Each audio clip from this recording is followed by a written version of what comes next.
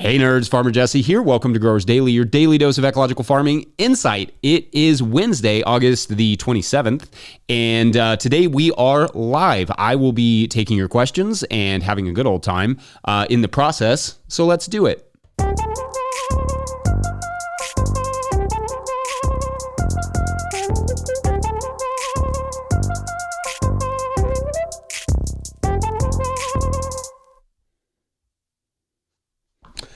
All right. So Mike will be helping out here on his end. He's going to be texting me the questions that you all ask. I will give anyone who's in here or everybody that comes in a few minutes to get your questions to Mike. Any questions you have, gardening, farm related, whatever, soccer. You know, I love to talk soccer. So whatever you all want to ask, this would be the day to do it. I'm going to do one of these like every month. I think I did one last month, although I can't guarantee, I can't confirm at this moment if it was in August or September, but it was roughly a month ago.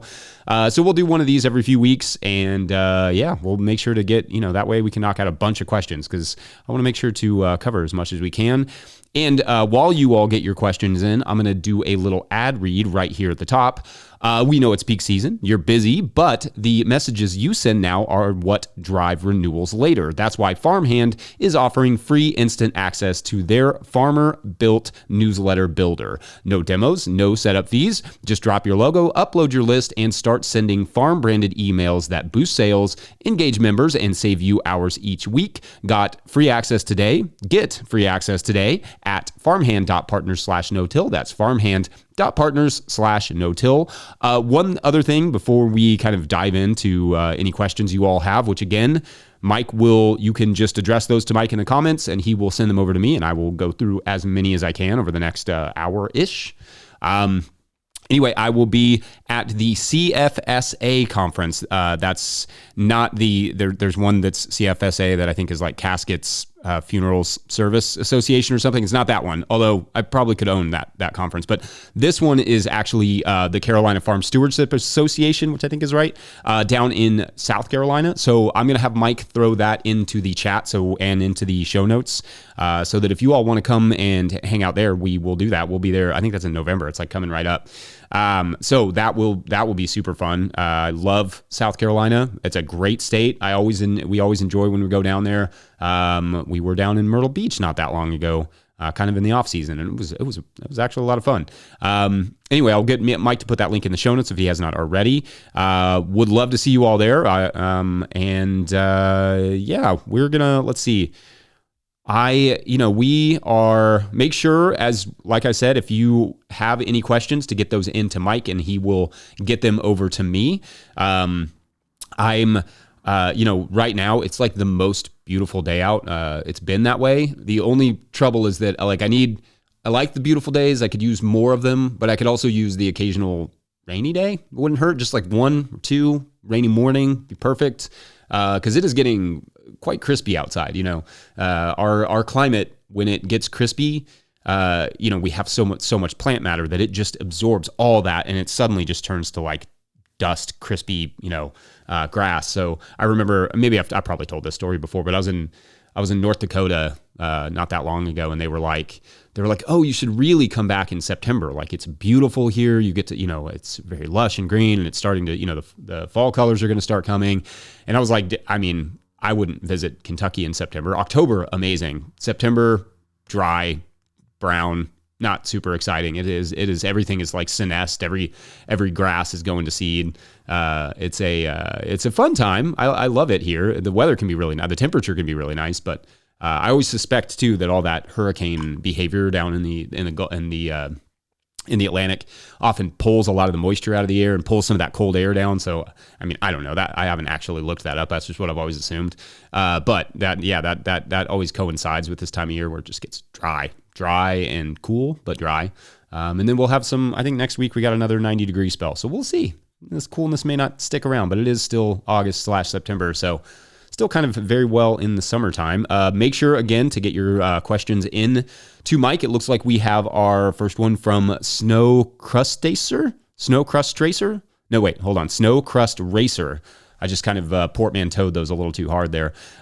So they ask, how would you plan out a new garden? Do you hand draw, or is there an app you would recommend? This is a good question.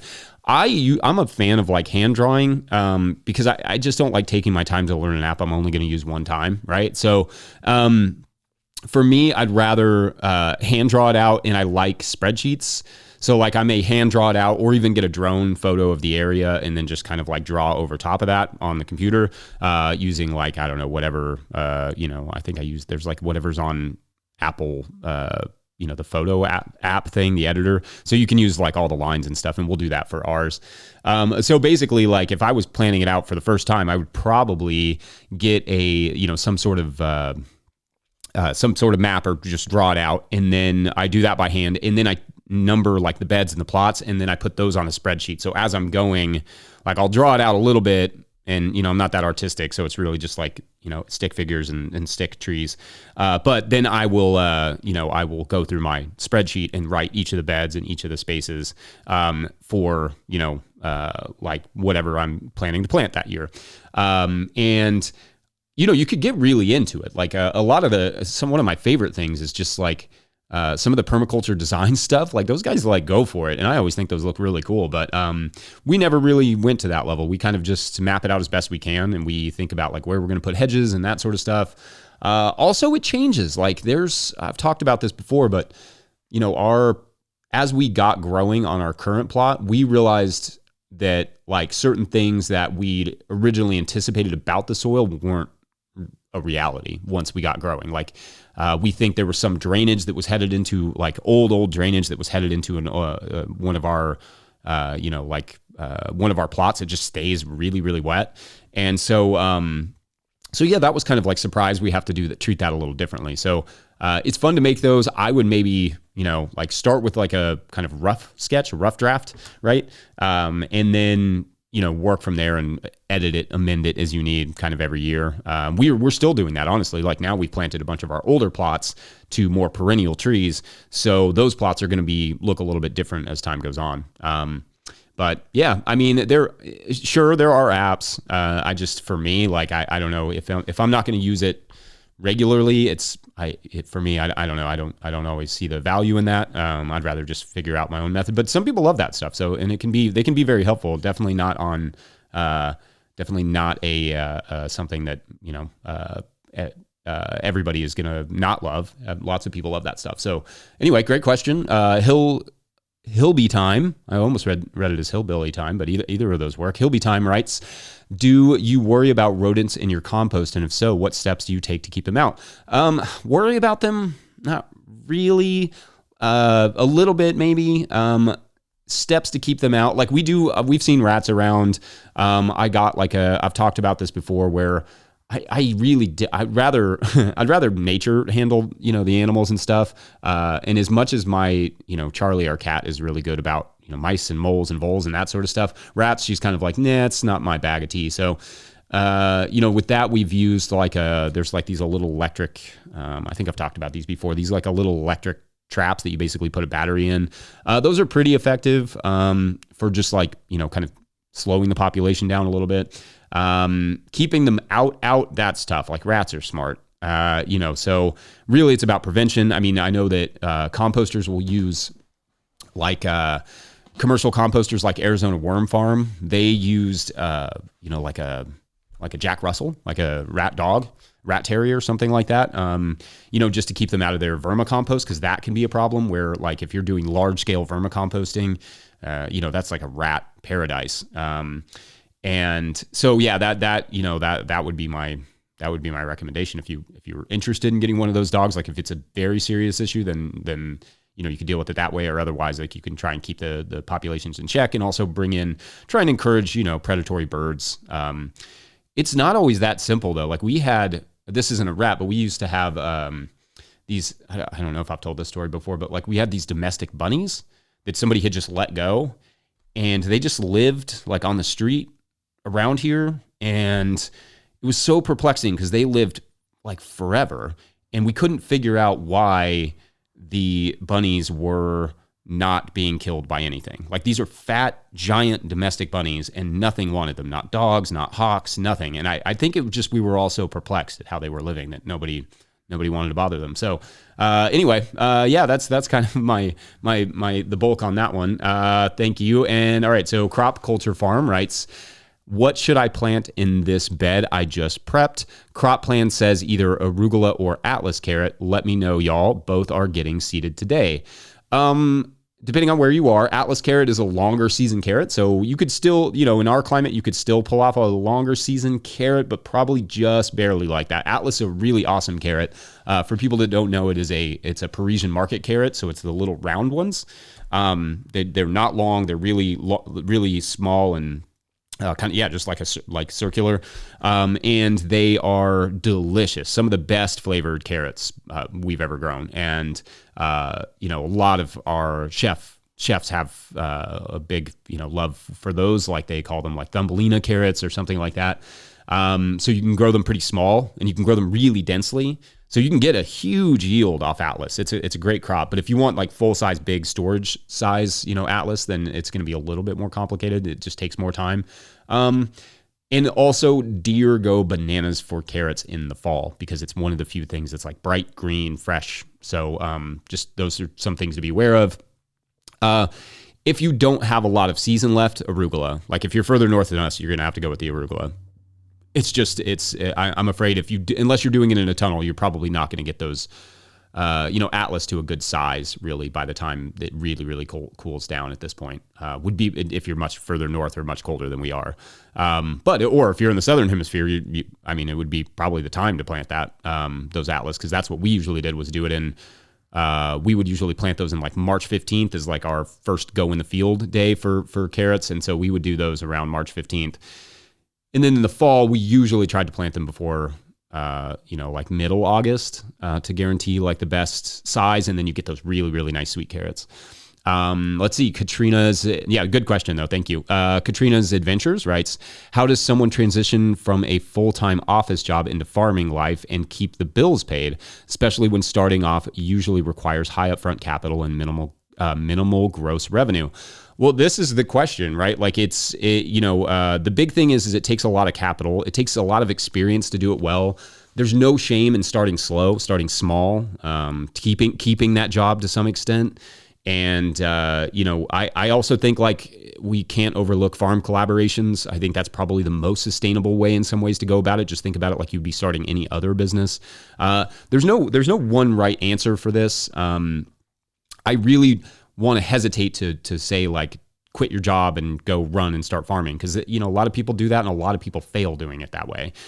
Do it pragmatically. Like if you don't have the land or anything right now, like that's a great place to be in, like starting the process now, thinking about doing your business planning, thinking about what a potential partnership would look like, thinking about like your market research, thinking about all that stuff, business plan, growth, strategic growth plan, all those things, like really dialing it in and figuring out what your farm would look like, where you'd want it to be. I think everybody always starts with land. And for me, that's probably step 6 or 7 on the list at tops. Like now, having done this for a long time, I recognize that. Like, because once you start with land, it starts gobbling up your capital immediately. And if you don't know what you're doing and you don't have a good plan, like it's just going to drain you. And I love farming. But I also at the same time, like there's no need to jump straight into it because I want you to be successful at it. Like, so that's why I recommend, thinking about, do you know somebody else that's like interested in it too, that you all can go in together and share that, that responsibility a little bit, share that risk. And there's a PS on this one, I think. I'm often told that renting or leasing a field is a good start, but working the land requires full-time commitment, while the everyday bills still require full-time pay. Yeah, I mean, renting or leasing a field is a good start. It's often cheaper. It's like often really cheap, depending on where you are. The land preparation for me, like if you can do it right now, then you can basically sit on it. If you can get it all prepped right now and then sit on it over the winter and really get your plan nailed down and get your garden plan and all that stuff nailed down, I mean, that would be great, because then, you can still keep your full-time pay, and then move into it in the spring. Also, like, it doesn't have to be a full-time gig. It could be much simpler. Like, you may not need nearly as much land as you want to start, and then you can establish a business and then grow it from there. Like if you have established like a small microgreen business, you could be like, oh, okay, I could add lettuce and carrots and, whatever else. So I'm going to need 1/3 of an acre for those things, or even 1/8 of an acre for those things. And then you start like looking to how to add on and slowly grow your business. Because it is easy to start with too much. I mean, a lot of people will call me or write me or whatever and say, hey, I bought, 10 acres. Now what? I'm like, sell most of it. No, but like, that's a lot. Like 10 acres is a lot of land. You probably, just depending on what you're wanting to do. If you're wanting to do animals, that's a different story. But if you're wanting to do vegetable production, you don't really need very much. So it just depends. It depends on your situation, where you live, where you want to end up. And also, making sure you're getting your savings down. You want at least like 6 months that you can take care of yourself without, getting into trouble. And that's the same way with running, having employees. You want to make sure that they can be covered for 4 to 6 months without running into trouble, because that's so stressful when you're like, oh, I got bills to pay, I got an employee to pay. Like, a lot of that just comes from poor management of the funds, of poor thinking about how much you're going to need to survive. So, I don't know if that's helpful. I know I'm not trying to be inspiring, but I'm also not trying to be overly inspiring. I want farms to be successful. So I don't want you to anyone to just jump in and quit their job if they have like a good job that they can slowly start on the weekends or start in the evenings and then kind of move on from there, because it's a lot of work. But I wish you the best. I hope it is successful. Anthony Bowman writes, short of space here in Northern Ireland, considering guttering on a south-facing wall to grow salads, etc. Any recommended crops for that kind of system other than leafy greens? Interesting. I mean, a lot of people like hydroponic sort of systems like that would probably say, strawberries are an option, leafy greens are an option. Maybe something like some ornamentals could be an option. Some sort of plant starts that you could sell that people could keep alive at their house, if you wanted to sell them. If you're just looking for stuff to eat, herbs is another option. What else do people grow in those? I don't do any sort of hydroponics, so that's not always my area of expertise.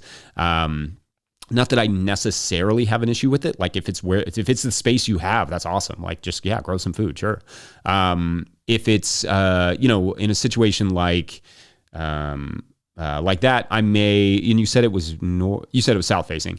You got the sunlight. So maybe you could get away with some bigger crops if you kind of like snuck in some soil there and you had a system for, potatoes and that sort of thing out of bags or out of, like bigger containers. You can do a pretty good amount of potatoes there. You got potential. I always think there's more growing space than people realize. Like I said, you don't need 10 acres. Like you can do a lot in a backyard and in shade. If you have, like I always point out, mushrooms. Mushrooms are great because they are something that you could fill in underneath your porch if you wanted to. Like your back maybe wouldn't thank me for saying that, but you could put them basically anywhere. Hold on, I'm going to take a drink of water that I filled way too full. That was smart. Actually, it was ice and now it's water. So, didn't anticipate that one. All right. So let's see. I hope that's helpful, Anthony. William Curry, what's up? Has written, have you made any progress on your dream of cherries in Kentucky? I planted no, I haven't. But I did plant some sour cherry trees because that's a good native cherry here.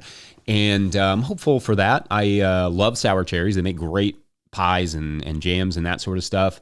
When we were in Bug Tussle, we had this these neighbors that had these sour cherry trees that were super prolific, and birds love them, which is great. Except for they don't share as much, but man, the stuff that you could make from those sour cherries was just unreal.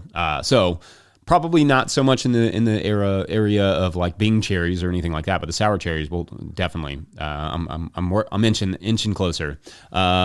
Carl writes, I've been struggling to get my compost piles hot. Does the fact that I have the pile under a tree matter? for like blocking water or sunlight, stopping it from getting it hot?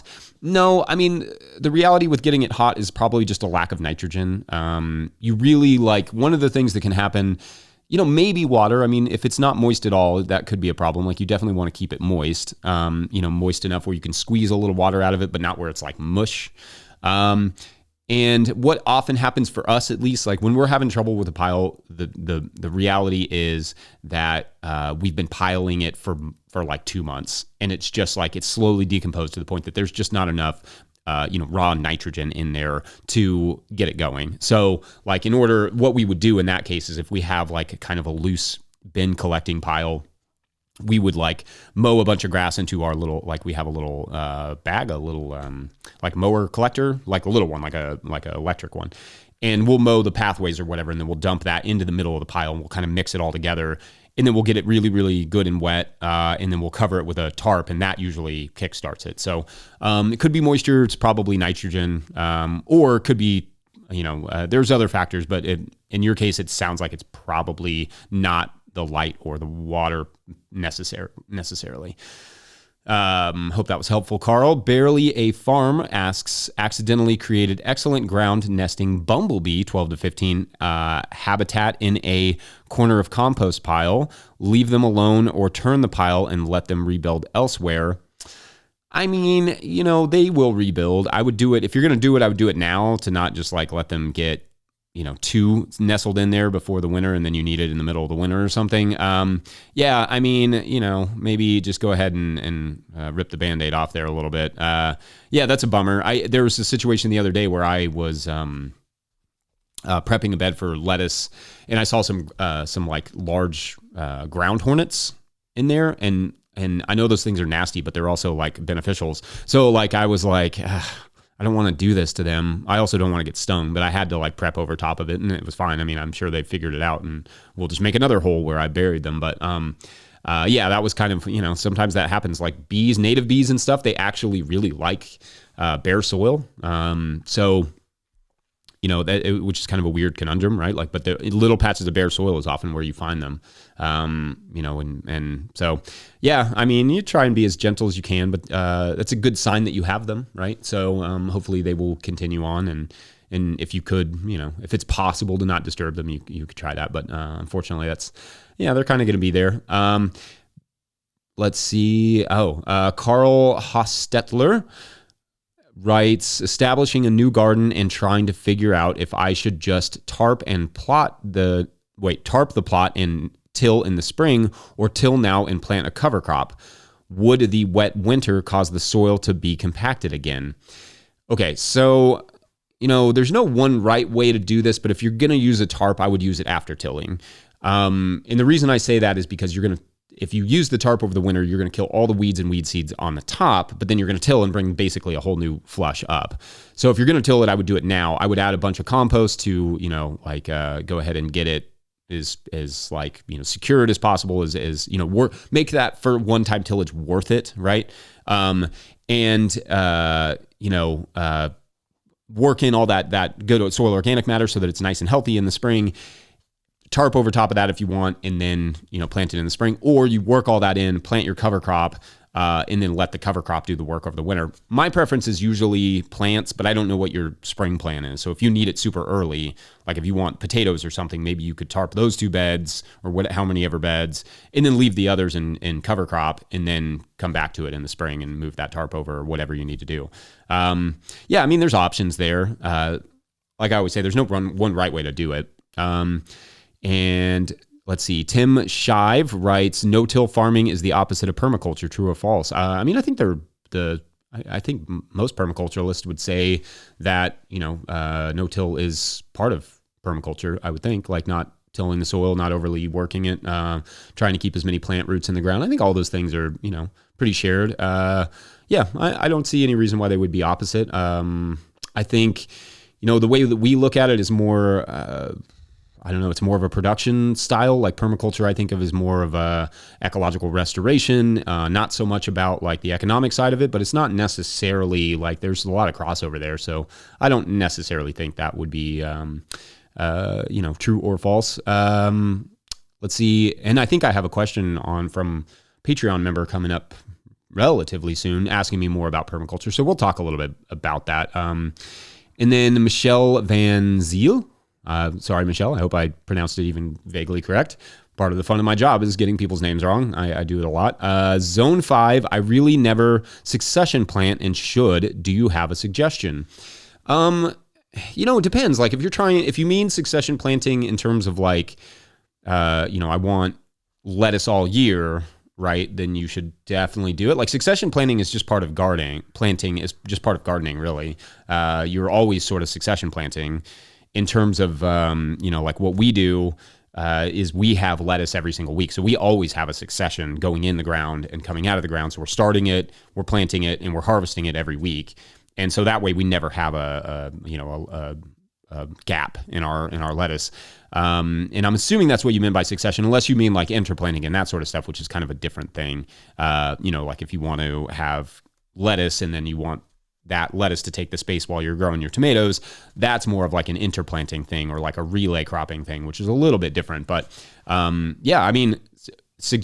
really it's just about knowing how much you can eat and how much you can handle or how much you want to sell. I think succession planting is a good goal for most people, especially as they're beginning in gardening, just because it teaches you to think more on a calendar basis with your garden and not like a, plan it and forget it sort of basis. Like a lot of people just put everything in at once and they're like, good, we're done. We'll weed it a couple times and we'll harvest. But if you're thinking in successions, you're like, all right, this bed is going to get this crop, this crop, this crop. And then once those are done, then it's going to get this crop, this crop, and this crop. And then you're just kind of like, keeping the garden going all summer. So it's not plant it, forget it, get a bunch of weeds, harvest what you can, and then try it again next year. That's what often happens. Let's see. Justin Van Dyke asks, Jana Farms here in San Diego. What's up, San Diego? I love San Diego. What varieties would you consider to plant on the embankments we created terracing to grow vegetables? The terraces are over 100 feet and as tall as 20 feet, erosion, pollination.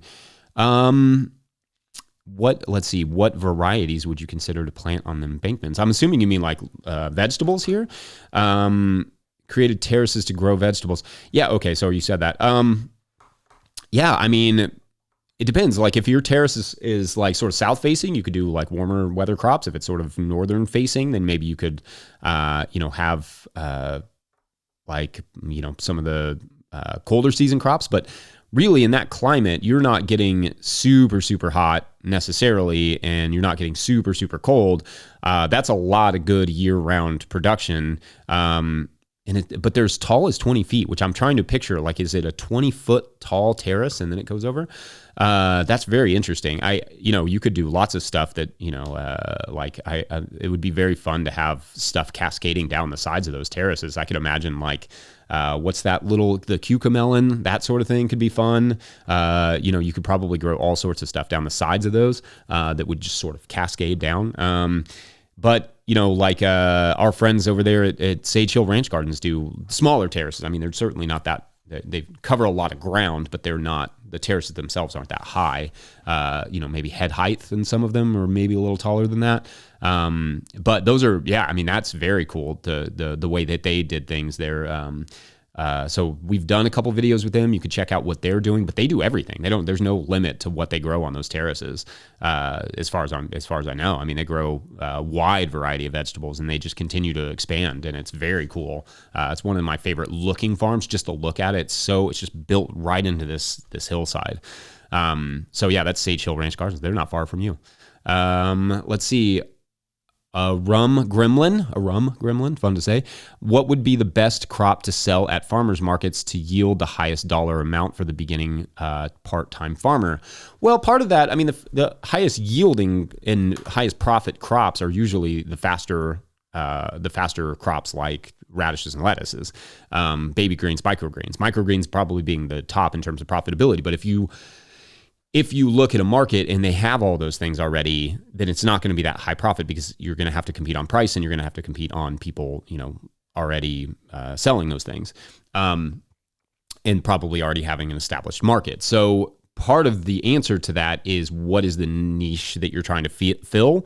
If you go to the market and nobody's doing any summer lettuce, then that may be the answer, because that's what we've done for a long time. It's just like nobody wants to bother with summer lettuce, so we'll do it. And then you have things like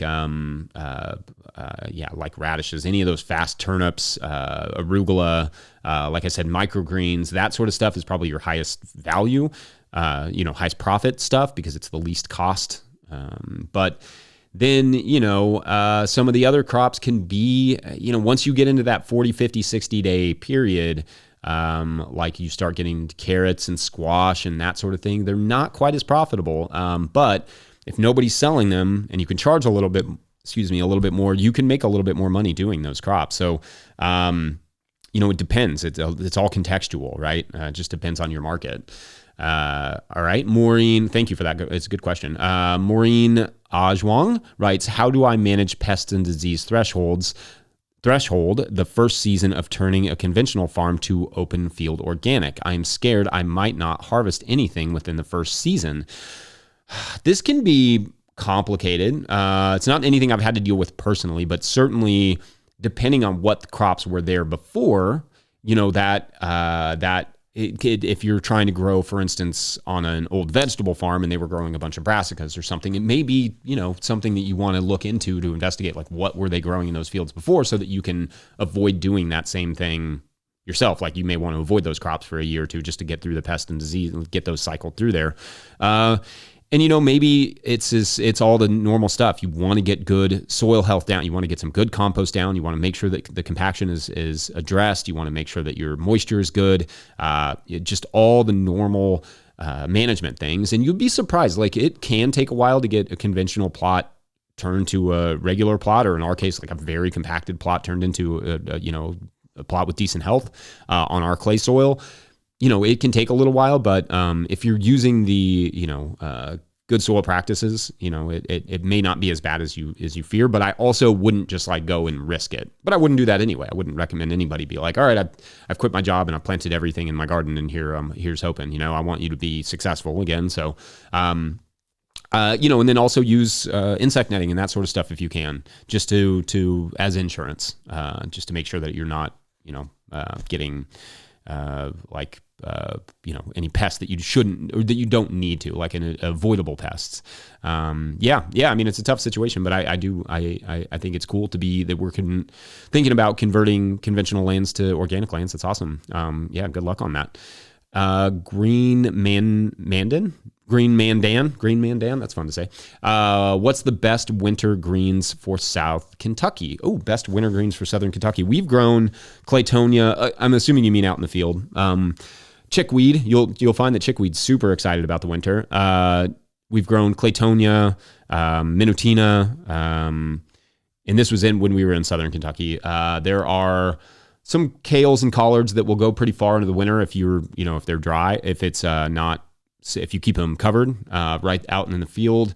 Let's see, what other greens? Kale, we always grow kale all year in the tunnel, and you could do it pretty far into the winter. Same with lettuces. You can grow pretty much year round as long as you're covering and uncovering every day in the tunnel. And arugula, spinach. I don't know how I missed that one. That was probably the most obvious. Spinach is a really good one because you can grow it right out in the field. A lot of times I'll plant my first spinach round right around Christmas. And then that'll be done, and that'll be ready to go in March. So I'll just, sow it directly in the field and cover it. And then in March, it's ready to go. And it will bolt relatively fast, but you get a good first cutting before anybody else has it. And it's just ready to roll. I don't know. Hopefully that's helpful. Andrew writes, hi, Jesse. Really appreciate the knowledge you continue to share. Thanks.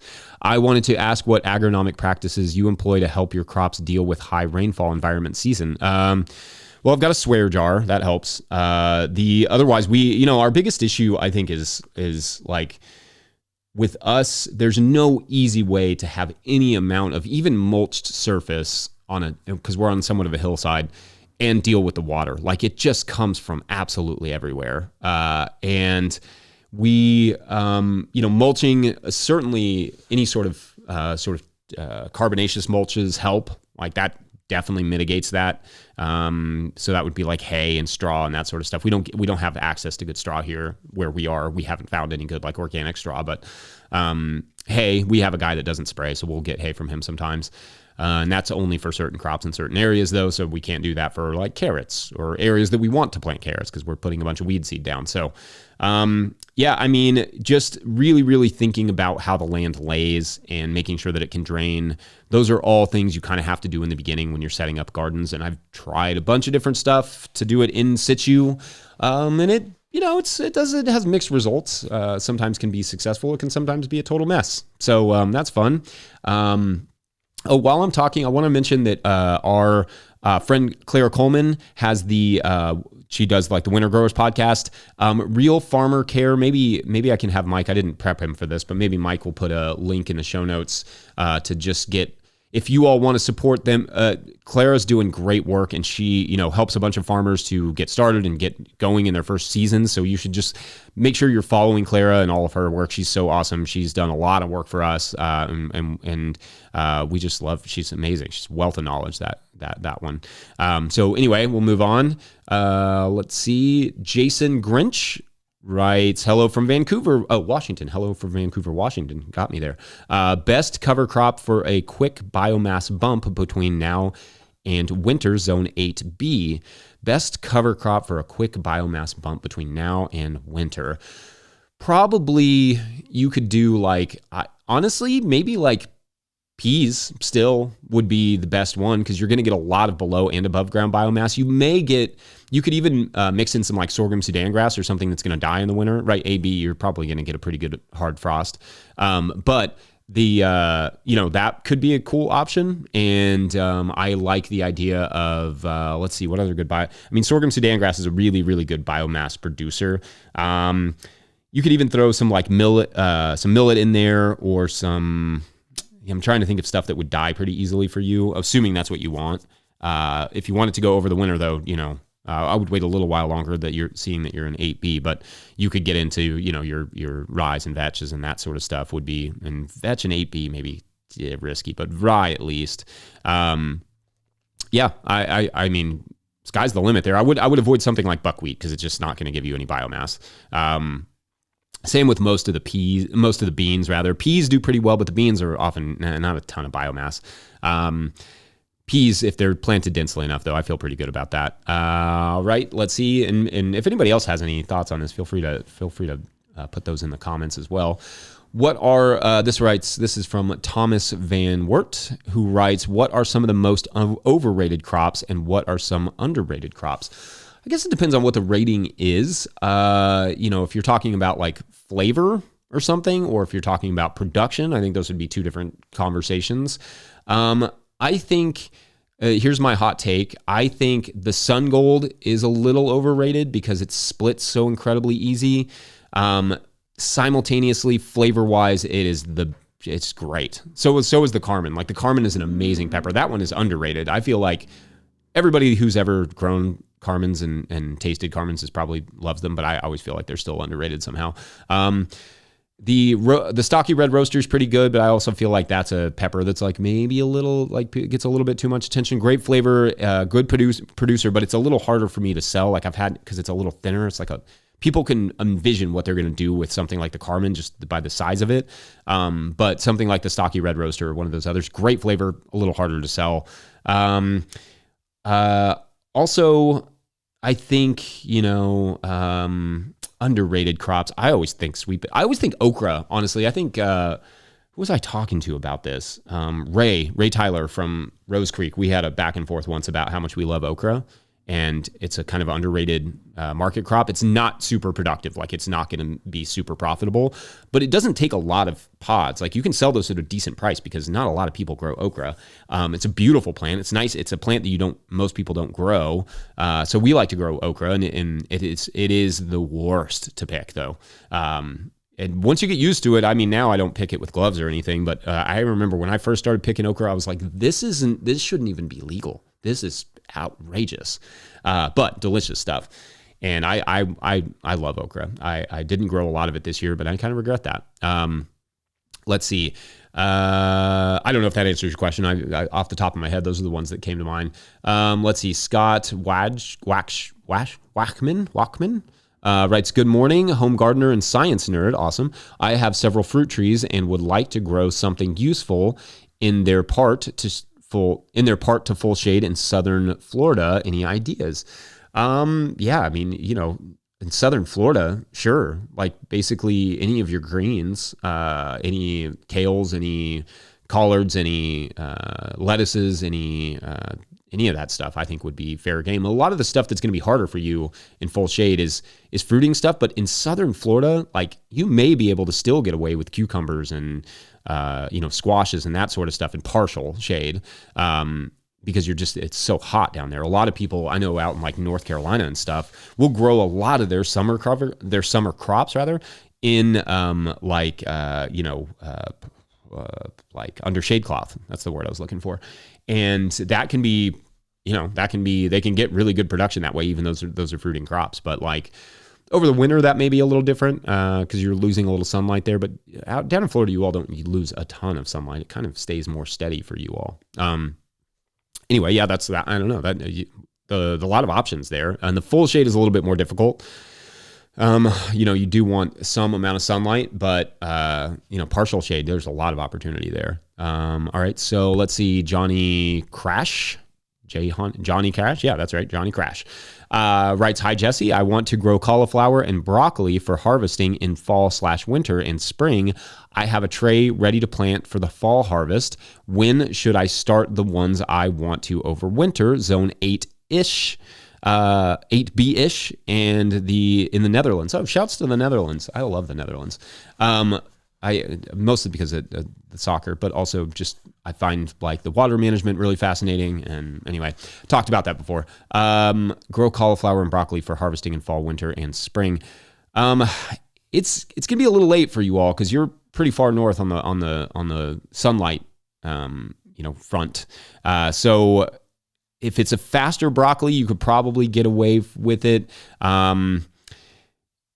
If you wanted to overwinter it, and you're in zone 8B-ish, if you wanted to overwinter it and you could keep it covered, it's going to be tough. I mean, let's see. Do you have the... Yeah, I don't know. I mean, I think that you could try it and then just keep it covered through the winter, because what's going to happen is if it heads up before winter, you're going to get and it gets frosted, you're going to end up with kind of these rotten broccoli heads or cauliflower heads, and they just get kind of brown and then they just kind of die. It's gross. But if you can keep it from heading up before then, which it sounds like maybe you're in that spot, then you could have a nice head coming into the spring. You just have to make sure it's protected from the same thing in the spring when it starts to flower. And I've never done that. I've never overwintered a broccoli to harvest that early, So I don't know. Maybe somebody else would have some other insight on that. But I mean, there's no reason it necessarily wouldn't work, because all of your brassicas are going to start flowering in the spring. It's just whether or not it would make a decent or better head that way. Could. I think it's worth a try. I mean, if nothing else, it's a cover crop. So yeah, let's see. Brackets, Petals, and Produce asks alternative to Sun Gold. Don't get me wrong. I still love Sun Gold. It's a great tomato. What was the one? Citron? What was the one I grew this year? It's an orange one that I think I got from Johnny's or High Mowing. For us, our cherry tomato selection is usually about color and me trying a few different things. I need to have a red, a yellow, or two yellows. I often grow one with the Sun Gold because I want that first Sun Gold, and then after that, the yield just kind of gets meh. It gets okay. It's okay. It's good. But there's I want to call it citrine, maybe citron, something like that. I feel like there's one from Johnny's. And and then I pick out a black cherry, at least one red, at least one kind of grape size one. And then I've been growing, a couple the longer, what is that one called? A lot of the the longer grape style cherries, and those are great. They're the flavor's amazing. I think that's it's a little bit of personal preference. There's no good answer there. Andrew writes, hi Jesse, is your fertility program mostly coming from compost and mulch, or do you also apply other amendments through foliar and fertigation? Mostly compost and mulch. I'd like to try, I feel like I'm not having enough compost. I just cannot make enough of my own. I'm going to buy some more compost, and I'm also going to start using a little bit of alfalfa meal again, I think next year, just to kind of, because I just don't feel like I get enough of the compost that I want. And I also just want to mix things up a little bit and try some different stuff. And then a little bit of like, I like to have some kelp every other year. That's not, based on anything necessarily, except for I just want to make sure the micronutrients are present, near the surface. And yeah, I mean, that's it. Like I don't do a lot, and sometimes that bites me, I think. But by and large, if I had more access to, if I made more of my own compost and really had the equipment to do it, I don't think I would use it basically anything but compost. I've had really good success doing that, but it also may just be our soil and our situation. Yeah.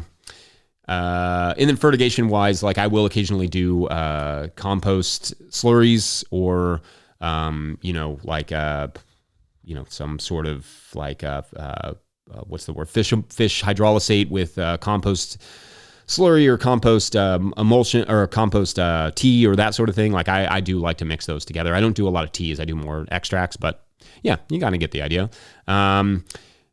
XCAL101 asks Alexander Isak or Newcastle. Whose side are you on? I don't know. I'm kind of siding with Newcastle a little bit on this one. I got to be honest with you. I feel a little bad for them. I don't know. I mean, but Isak's going to not go to Brighton, so I don't really care. So he, Newcastle and Liverpool both having troubles with it. It always helps me. So that I'm good with that. Ethenicus, that's fun.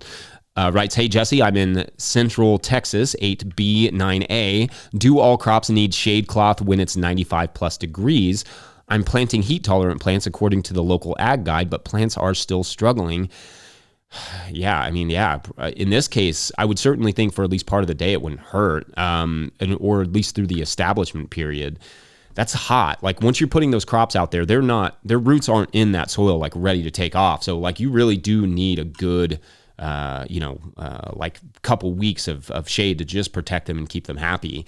I mean, for me, like you need shade cloth, for that sort of, for those sort of conditions. But the beauty is I was in Dallas, was it last year before? And we went to the farmer's market and I was like, where are all the farmers? Like, it is so nice. It's like 50 degrees out. And I know it gets colder there, but I was like, it's 50 degrees out. There's plenty of sunlight. Why is this thing not like just filled to the brim with crops? So like if it were me and I'm down in, Texas, Dallas, whatever, that area, I'm going heaviest at when, like I'm planting now like mad.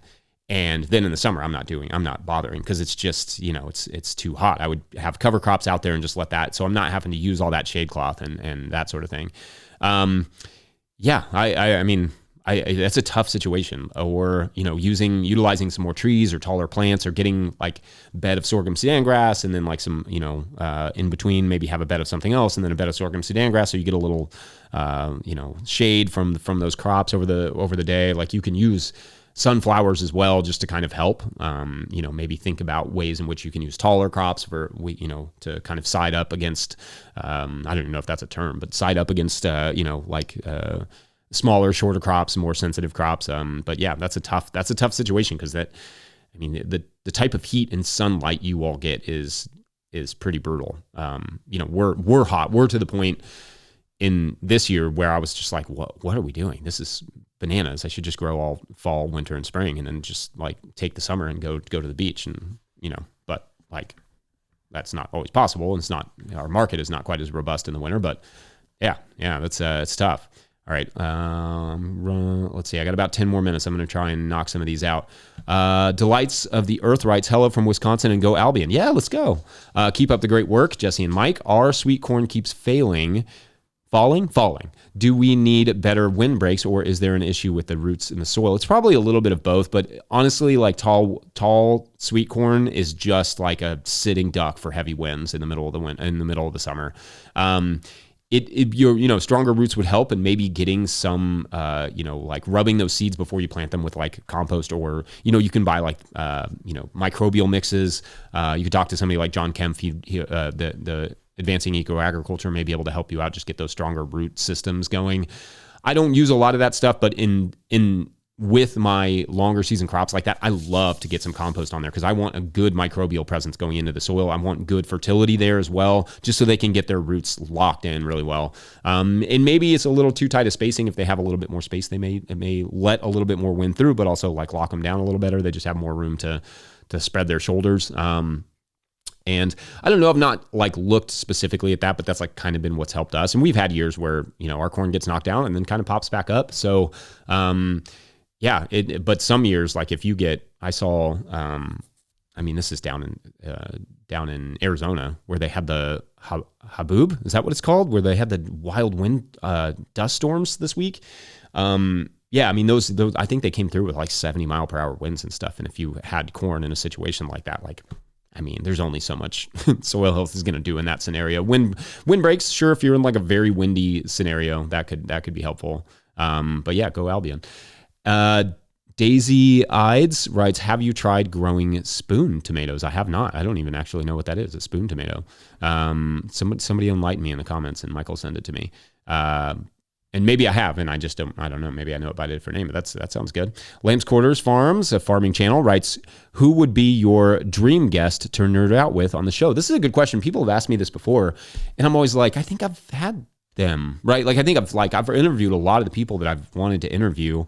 I guess it would be honestly less about farming. It would probably be like, I'm really fascinated with writers and their processes. So or interviewers too. Like I remember some of my favorite podcasts to listen to are always people like Terry Gross, like just talking about, or even, Ira Glass, or just hearing about their processes for putting their podcasts and stuff together. I think that stuff is really fascinating. I don't know. I'm not really like I don't know. I don't have big ambitions to get stars on or anything like that. But honestly, that's just my personality is I like look at, I like people's processes, and I probably like my stars are not necessarily what everybody else's are.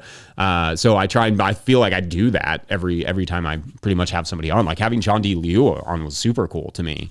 Having an ecologist of that level, and I've interviewed so many people over the years that I just, really appreciate and adore their work. And even somebody like, Helen Attow, like that was a really cool interview. And to me, I'm like that was, this was years ago. She wrote the Ecological Farm book. Somewhere I have it back here. Yeah.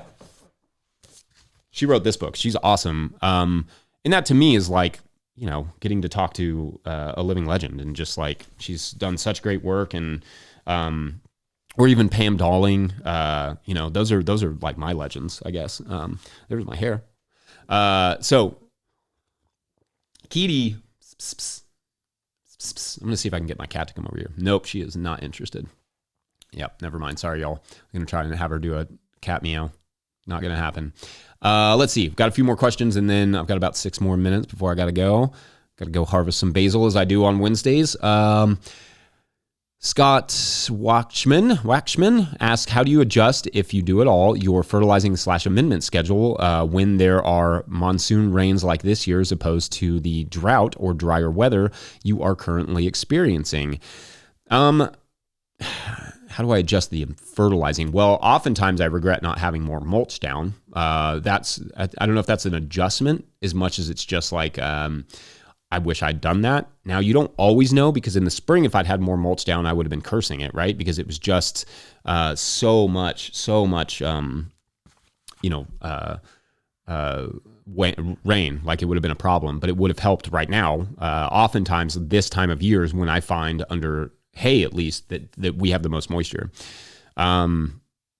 So yeah, that's I think, it's hard. It's hard to do it all right. I think the best thing that mitigates all weather, right? And I think about this all the time on like a large scale, is, living plant roots, mulches, and just good soil health. And that mitigates so many issues with heavy rains to droughts, right? Like everything in between. So yeah, for me, it's like the practices are kind of the climate/weather mitigation strategy, and simultaneously it's what we find produces the least weeds and the best produce. So that, yeah, it's kind of like our practices are the way we address those issues. And let's see. S. Hoback writes, how should one go about tips saving seed for the first time? I would like to reduce the need for store-bought seed minus trying new varieties. Bought your book, value your thoughts. Thumbs up.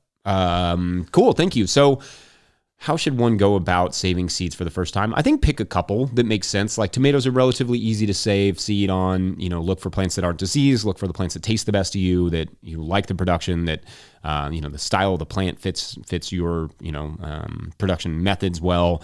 I wouldn't pick some of the more complicated stuff like corn necessarily because it's cross-pollinates so well, or like winter squash. Winter squash is not necessarily complicated if you know your winter squash families, but just choose the easy ones. Beans, peppers are relatively easy. Tomatoes are relatively easy. Starting with those easy ones, peas. Pick a handful and then just start there and see what you think. Lettuces can be a little bit more complicated because it takes a little bit more cleaning to do them. Those are some good options to start with. But also check out Dan Brisebois' book, which I'm sure is also somewhere right behind me. Sometimes I just see it right off the bat, but I'm not seeing it. But anyway, yeah, Dan's The Seed Farmer. Check that out. He will help you not only think about like what seeds make sense for saving for you, but also like if you want to turn it into a business. That's like an awesome place to start. Wildkeeper writes, have you ever met Wendell Berry? We have met Wendell Berry. My wife and I went and had like an afternoon hangout session with he and Tanya Berry back in 2013 maybe. We just wrote him a letter back when he was doing these like Sunday things where he would sit down with people. And I don't know if he maybe still does that. I don't know. But we wrote him a letter and just like said, hey, we have some questions about like how to survive as farmers. And he invited us one Sunday afternoon to spend like an hour or so there up in Port Royal. Which one is the one that's the non-fantasy one? Port William? Port Royal? One of those is his fantasy version of his city, of his town, up there in Henry County. And yeah, we got to sit down with him and the thing that like and I don't remember a lot of the details. I think we wrote a blog post about it for roughdraftfarmstead.com a long time ago, but like I don't remember a lot of the details. I just remember being blown away with how he talks exactly like he writes. Like his sentence structure, the way it comes out of his brain is exactly like the way it comes out of his mouth is exactly what it looks like on the page, and vice versa. Like it's wild. But yeah, I mean, he's one he's the kind of person that I've seen him at a few conferences and stuff. Like he's done the Organic Association of Kentucky conference, several times. We got to see him there. And, I just think about like his it's his sentence structure that just like blows me away. The way he thinks, like, there's this thing I often think about that he wrote. What is it? It's, hold on, let me get a drink of water and I'll tell you. There are not enough rich and powerful people to consume the whole world. For that, the rich and powerful need the help of countless ordinary people. And it's just like these simple concepts that he boils down to these really, really evocative sentences that I've always really admired about his work. I know he's said some controversial stuff in the past occasionally, but like he's just been like he's been really a great figure in Kentucky for helping with agriculture and. Yeah, and find him to be him. And I actually, the other thing about that story is that Tanya Berry is awesome. She was amazing. She was just like underrated. Does not get enough attention. The best. So yeah, that was a really fun time. And we were really lucky to get to do that. So all right, I will take this last question from William Curry, and then we'll pop out of here, and we'll catch you all tomorrow for the live, or for the non-live, for the normal. William Curry writes, "Can you recommend a biodynamic wine? I want to see what the hype is." Let's see. A lot of wines that you wouldn't expect are biodynamic. I would write to, I would just go to I don't even know. Like I stopped drinking over a year ago. So there are probably some that have popped up since then. There are people out, oh gosh, there's so many. What is his name? I would go to a wine store and just ask the clerk and see like what's good, what's really because Micklin's Minkling out of Austria is one that pops to mind. They're a really interesting winemaker. They're right there on like the Hungarian border.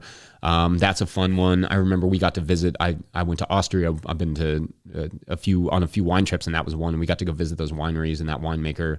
And I thought that was really cool. Like they were not pruning their vines in one area, and their neighbor, and they were getting like lower yields, obviously, but their neighbors were furious. Like they would like burn these vines down. They felt it was like just an absolute abomination. And I was always like, well, these ones are the best now. And they do beer too. You've probably seen them. They're in the United States, but they were doing beer at the time, but I don't think they were selling it here. But that could be a fun one to try. But yeah, just go hit up a wine clerk and just be like, hey, like what's good? Because that to me is always the best recommendation, comes from the people who live it every day. And like, they've been to the tastings, they've met the winemakers. Like a lot of the people that I knew 20 years ago when I was working in wine, a lot of them have retired, or they're a lot older now. So, yeah, I would start there. Also, anything from Ginny and Francois, love their that importer. So I don't know if they import all over the United States yet, or at the moment, but they bring in a lot of cool stuff. Not all of it is biodynamic, but I've worked with them, when they were doing tastings in New York, and they were awesome. Anyway, thank you all for listening. I should probably do my little outro thing, should I not? Let's see. Yeah, well, I think I can find it. Let's see. Don't forget, No Till Growers is now officially a nonprofit 501c3, so donations are tax deductible and greatly appreciated. You can make sure you can learn about how to do that in the show notes. Please make sure to like and subscribe and or follow wherever you're getting this podcast. It's an easy way to help us out. Enormous thank you to all of our show sponsors, and if you'd ever like to sponsor the show, you can reach out to Farmer Michelle at notillgrowers.com. Huge shouts to Willie Breeding for the theme music, Mike Hilbert for the production help and editing, and texting me all these questions. Shouts to you, Mike. Also, we're going to have a thing about the theme music tomorrow, so be on the lookout for that. Also, shouts to Epidemic Sound for the background music that you can't hear, but you will hear it tomorrow. Pick up a hat like this, or like you can see, we got the new beanies. We got the Soil Nerd beanie. You can find that at notillgrowers.com, or the No Till Growers beanie, the hat, the corduroy. Buying those, that helps us to just keep doing this stuff and keeping this information free and open to the public, which is like our goal.